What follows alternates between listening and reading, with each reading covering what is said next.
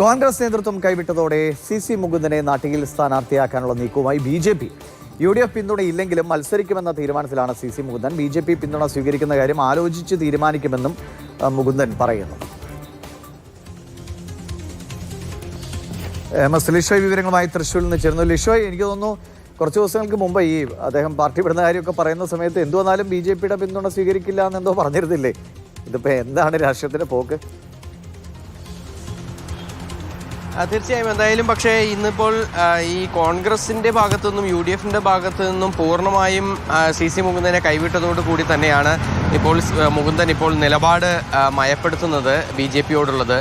നേരത്തെ ഈ സി മുകുന്ദൻ ഈ നിലപാട് വ്യക്തമാക്കുകയും ചെയ്തിട്ടുണ്ടായിരുന്നു. അതായത് യാതൊരു കാരണവശാലും താൻ BJPയോടൊപ്പം തന്നെ BJPയുമായി സഖ്യം ചേരില്ല എന്നുള്ളൊരു കാര്യം പറഞ്ഞിരുന്നു. പക്ഷേ എന്നാൽ ഇപ്പോൾ നിലപാട് മാറ്റുമോ എന്നുള്ള കാര്യമാണ്. കാരണം BJP നേതാക്കൾ ഇന്ന് അല്പസമയം മുമ്പൊക്കെ തന്നെ സി മുകുന്ദനുമായി നേരിട്ട് സംസാരിക്കുകയും സ്ഥാനാർത്ഥിത്വം സംബന്ധിച്ചൊരു ചർച്ച നടത്തുകയും ഒക്കെ തന്നെ ചെയ്തിട്ടുണ്ടായിരുന്നു.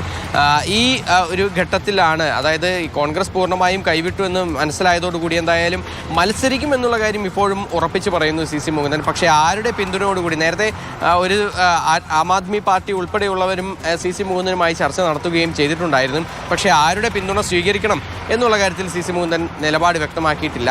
ഇന്ന് വൈകുന്നേരത്തോടു കൂടി UDF ഔദ്യോഗികമായി ഒരു തീരുമാനം സ്ഥാനാർത്ഥിയെ നാട്ടികയിൽ പ്രഖ്യാപിക്കുകയാണെങ്കിൽ അതിനുശേഷം തൻ്റെ നിലപാട് പരസ്യമായി പറയുമെന്നുള്ളതാണ് സി മുകുന്ദൻ ഇപ്പോൾ വ്യക്തമാക്കുന്നത്. എന്തായാലും ഇപ്പോൾ അദ്ദേഹം പരസ്യ പ്രതികരണത്തിന് തയ്യാറായിട്ടില്ല.